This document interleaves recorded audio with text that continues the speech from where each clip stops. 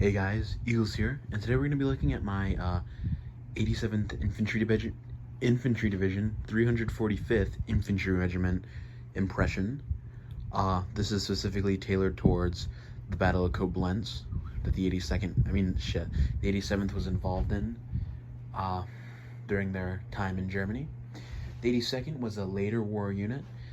I believe it got to Europe in I'm pretty sure they got to Europe in 44. I'd have to look that up again. I'm still doing research on them. They fought in the Bulge. I think they got there to the Bulge yeah, they were there for 44. Like I said, still doing research. And after that, they pushed into Germany, kind of near the southern part, not like super south though, if that makes sense. One of their more famous battles within southern Germany would be the Battle of Koblenz, which is what this uniform is tailored to. There was also a few other engagements that they had. There was this one near a forest. It was past Frankfurt. I forget the name of it. But, yeah. So anyway, just a little disclaimer before I forget. The only thing that's really missing here, that's big and noticeable, I guess, is a lightweight gas mask, because in a lot of the pictures you see guys with their lightweight in the videos and footage. There's very few guys who dropped it. During the later stages of the war, guys were ordered to carry their gas masks in case Germany had a last-ditch effort and used poisonous gas. So pretty much everyone had a lightweight. Don't quote me on that. I know the 87th did. So yeah, I do have a lightweight. This is it right here. It is an earlier transitional one. It's like 43 or 44 dated. I'd like to get an OD7 one, and I also need a lightweight for it. I do, however, have all the contents already. I literally just need to get the actual mask itself, but that is not on my mannequin as of right now. So let's start with the uniform. Uniform is your M37, well, your wool trousers and your wool pants, the enlisted man's wool set. And then undershirt, as of right now, I only have white t-shirts, which is a bit cringe. I'm gonna hopefully get tank tops by the time I actually use this impression out at an event. Then you'd have your OD7 socks of double buckles. Then your GI boxers, I have some, but I'm not, gonna dress up the mannequin for stuff that you can't really see. Then on top of that, your M43 jacket is worn. And then the patch, of course, the golden acorn, which the 87th is famous for. Now, the helmet, it's an M1 helmet. I'm working on getting some World War II chin straps for this. This one is my medic one with a repro liner. I do, however, though, have a original front seam fixed bail that I did some work on, and I just need to get some chin straps on it and a period liner. I do have a period liner, however, it needs work, total replacement, and liner also needs to be repainted. It's been painted red. But those are things that I will be working towards getting done. Now, on top of the M1 helmet is a gas hood. During the Battle of Koblenz, there is a lot of pictures. Well, you see people wearing gas hoods over their helmet. Yeah, and it looks cool. And I have gas hoods at my disposal, so I put one on. That's really only a Koblenz thing, though. After that in Germany, you really don't see it anymore. And even in the Battle of the Bulge, you see guys in the 87th with them on, but not being worn over the helmet. So it was really post-Bulge, moving into Germany and around the Koblenz area. Because, yeah, I'm gonna take the helmet off, because I don't want to accidentally have it fall. Now, webbing. We have a bandolier right here. It's your cloth bandeau. This is from at the front.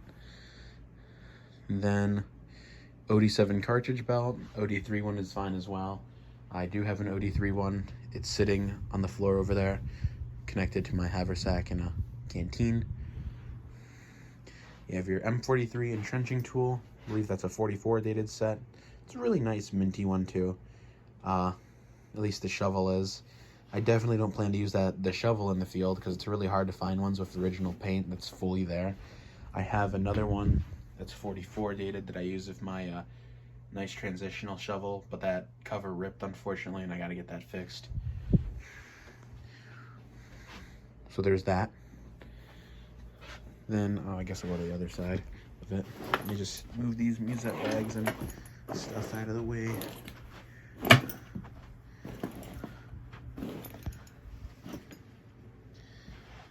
Then you have your Carlisle bandage pouch. And the raincoat is tucked underneath the, tucked within the cartridge belt. On the other side,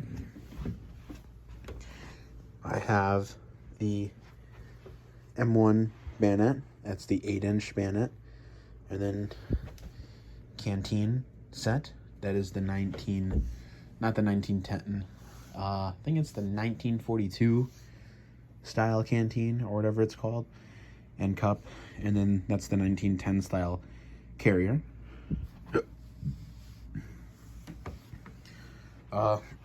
Also, just a little update. I finally got my own M1 bayonet. If you watch my videos, you probably know that I've mentioned that I don't have my own bayonet, but I finally got one. I traded it for something, I forget what it was, at Rockford, and I went through and defarbed it. As you can see, it's got the nice shiny look to it, and it's not a horrible shit repro scabbard color. However, if this wants to open, the blade is still that black, and I need to do some work on that so it has the chrome, not chrome, but like metallic look rather than the black, because that's a post-war thing, or it might just be a repro thing. But yeah, that is my uniform. As far as in-depth items go, like rations and stuff, still kind of working on that to gather that, but I'd be using a lot of what I have already from Airborne, since a lot of those items can also be used. I do have some late war ration boxes, but they're like really shitty repros. Like, that's not even cardboard. I don't even know what that is. I got them from some guy on eBay under the impression that they were good since he had good reviews, and I got them and they're absolutely horrible. So I'll probably just get some cardstock and print some off of my own. I do have these earlier ones with actual completed contents inside that I got at Rockford. Also, to add to it, it's not correct because it's the wrong fuse and spoon. The body's not 100% there, but it looks all right. There's this grenade if it wants to hook in real quick. I plan to get some what's it called, that one company in France that makes some World War II gear, I think. Plan to get some of theirs since they have a good deal. So yeah, throw a grenade on the bandolier. I'm gonna get a few from the one place, like I said, eventually. And then, since I'm feeling a little spicy, throw on a TL122-C flashlight. And yeah, that's the uniform. Like I said, accessories, still working on. And this webbing setup is for actually in combat, not marching into Koblenz or even what's it called, like post, because they like to travel light. They dropped haversacks in combat. Some guys just had bare minimum webbing, which would literally just be bayonet, maybe canteen, and then your first aid pouch, and then a bandolier or two. I'd like to get another bandolier, but for now I just have one. And then what they mainly use to carry like personal stuff and extra clothing is the haversack. It's currently all tangled up within this other thing, but yeah, that's what was mainly also used, was the haversack. There are a couple pictures, I believe.